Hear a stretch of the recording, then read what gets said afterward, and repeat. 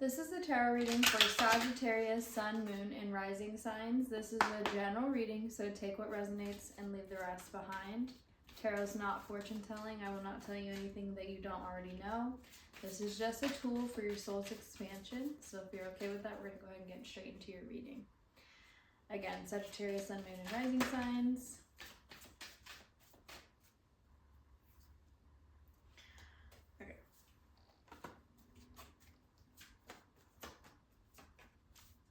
At the bottom of the deck, you have the Three of Coins. This is you collaborating with other people or being able to see other people's perspective in a collaboration.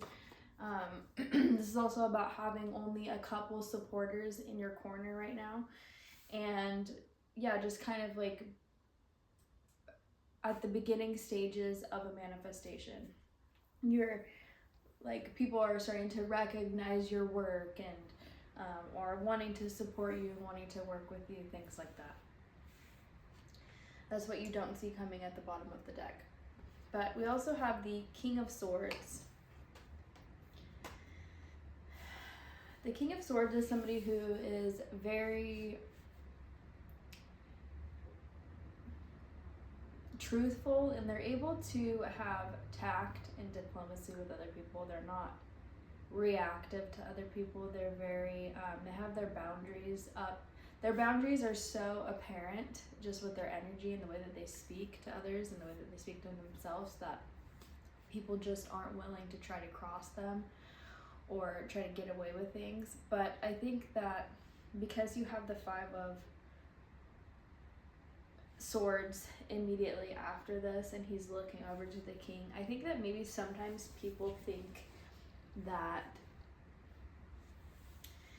maybe they think that you think that you're better than others, or maybe they perceive your calmness for weakness, or your silence for weakness. There could be something where you're not even communicating with someone or not communicating something, and the other person thinks that they won, and they think that they have the upper hand, and they think that you're weak because you don't want to talk about it, or you don't want to discuss it further, or you won't see them anymore, or you have changed your perspective, or whatever it is, or the boundary that you've set up, they like scoff at. But you know, that's just petty. That person is petty, whatever that this part is. And this could be from you, it could stem from you, where you know you're still dealing with the ripples in the water of, you know, past decisions where people, like lingering relationships or lingering things where you're like still showing yourself. I feel like there's something like literally in my ear. I think it's just my little baby hairs. Okay. You could have like the lingering effects of you thinking that you deserve conflict, and so you're still dealing with the repercussions of that. Like, you're still seeing conflict, but it's not going to be forever. This is like the final tests of faith, or the final opportunities that you are allowing yourself to show yourself that you're above that now. Because you also have the King of Pentacles at the center of this spread, so I think that you're really going to step into stability energetically, so financially, physically,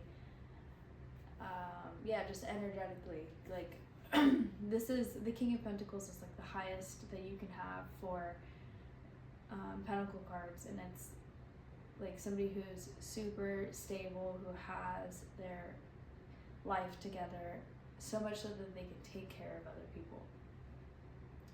And so I think you're really focusing on taking care of your mind and your internal dialogue and the way you communicate with others, and taking care of your physical health, your energetic, you know, monetary, your home life, things like that, your body.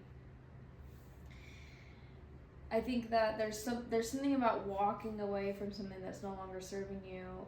You could have emotionally invested in things. See, there's like these two cards that are like, I feel like they're like your past, but it's still butting its ugly little head into your life, where it's like pettiness from other people, or just having to walk away from a disappointing situation because you want more for yourself. And this could have been something that the Eight of Cups always reminds me of a time of my life where I invested so much time and energy and emotions and love and just resources, everything, into a relationship that was not supposed to work out, wasn't working out. It was getting more toxic, more terrible as time went on. But I was so, like, I invested so much time into this. I don't want to just walk away from it and accept defeat, accept failure, admit that I was wrong.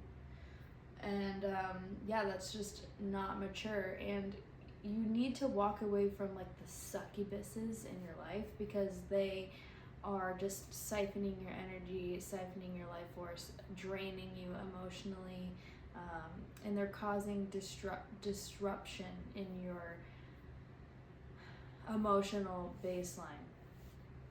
So walking away from something, even if you have invested so much time and energy and emotions into this thing, or these people, or this internal dialogue, or this thought pattern, or like perception of reality, or perception of yourself, or this idea of this is the way to communicate, whatever it is, it's like something you're emotionally invested in, or you had been emotionally invested in, that had to do with like communication or internal dialogue and like conflict.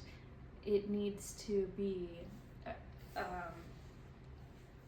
let go of, because it's just not serving you. And you do have the Ten of Cups here, so I see that, walking away from whatever that is going to bring you happiness. And maybe you have walked away from it, and now you're kind of like starting from square one again, where it's like things didn't work out and now you're starting from square one. But I think emotionally you will be fulfilled. You just kind of need to stick to your boundaries. And you don't always have to say things. The King and the King of Swords and Pentacles are both, I feel like, stoic individuals, where it's like they are so confident in themselves because they have this area of their life so down to the T of like discipline, that they just, it's like their actions speak for themselves. They don't need to tell everybody about whatever. And I think once you do that, like will attract to like. So once you leave people behind, or situations behind, or things, ideas, beliefs, whatever this is behind, new things will attract to you, things that are on the same level as you. So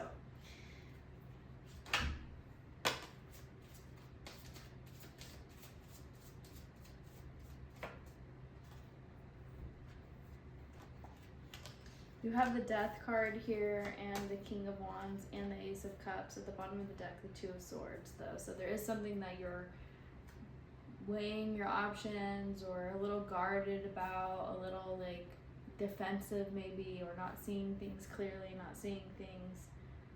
not wanting to see things clearly. So there could be something that you're thinking about at night, or dreaming about, or something to do with your subconscious and intuition. It's heavily watered down by your emotions, and but I think it's going to be revealed to you. It's just a matter of changing your perception, and maybe the way that you communicate, or maybe you don't want to communicate something and you need to. But you have the Death card here, so there is something about a metamorphosis, changing, dying to your old self, being reborn again, letting things decay naturally, not trying to speed up the decomposition process, just trusting that once this thing fully dies away, when it dies away in its own time, that something new will come of it. And just kind of surrendering to that, but also choosing to be the best version of yourself during that, choosing to be your most confident version of yourself. Don't be stubborn, don't put up a front that you have it all together or something like that. Just let your actions speak for themselves. You don't have to prove anything to anyone other than yourself. That's the main thing. So really taking time to prove to yourself that you are the King of Swords. You have control of your mind and your communication. That you are the King of Pentacles. You have control of your resources and your energy. And the King of Wands, you have control of your belief systems and your actions. And I think once you really let these old things die away and you make the decisions you need to make and you have the conversations that you need to have with yourself before you even think about communicating anything to anyone, it will bring emotional fulfillment. You'll have this like overwhelming emotional overflow. You might have to like look at like institutions or traditions or the way that we do things, like looking at why you do what you do, and also tapping into the spiritual wisdom that you have and not like trying to seek it from other people. You need to step into the hierophant role where it's like people come to you for advice because you are living through the examples that you use, like walking the walk, not just talking the talk, like actually putting your money where your mouth is, actually being that person that you say that you are or that you want to be. It's just, you have to just choose to be that. I think that you're going to start moving towards things more slowly instead of rushing towards them when it has to do with things that are emotionally charged.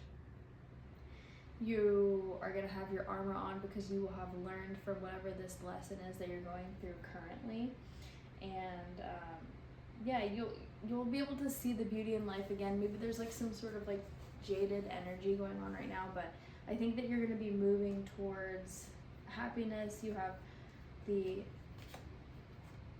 10 of coins and the Sun card, so this is the light being shown on something being illuminated for you. You're understanding something, the way is being shown to you, and it will bring back happiness and just like loving energy, warm energy. You'll be able to see things again. Something's telling you like the warmer months are going to be significant for you in your family life and creating stability for yourself. You have a lot to do with stability and energy, but also emotions and your mind. So I would say try to balance that, try to align all of those things and try to create maybe like a routine or something that really amplifies this new version of you that you're trying to step into. Let's go ahead and be careful of not looking over your shoulder for the next bad thing to happen, because if you do that, you will find proof of that. You will find evidence of that.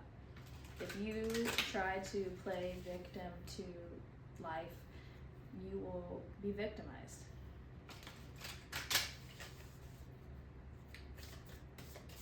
If you guys like this reading and you want to see more, don't forget to subscribe to the channel. It really helps this channel grow, which helps me to provide more free tarot readings. You have prayer answered, number 12. I'm going to go ahead and read this to you to end your reading.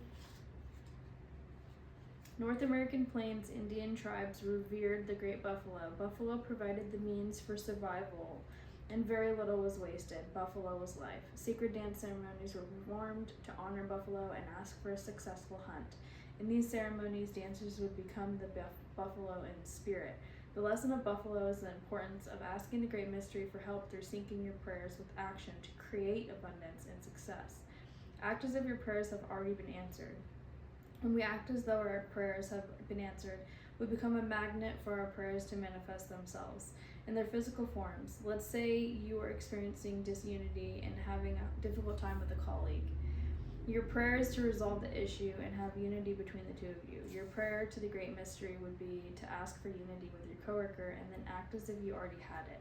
This would look like being kind, respectful, and showing love to your coworker immediately, regardless of whether the problem was resolved or not. This action is what would create the unity and eventually dissolve the issue. When buffalo tramples into your spread, this medicine is a confirmation that your prayers are being heard, but it is of the utmost importance that you stand in unwavering blind faith that they are coming to fruition. Endure the time of uncertainty because your deepest heart's desires will be manifested. Act as the person whose prayer has already been answered. I hope that you guys liked this reading. If it resonated, let me know how in the comments below, and I'll see you guys in the next one. Thanks.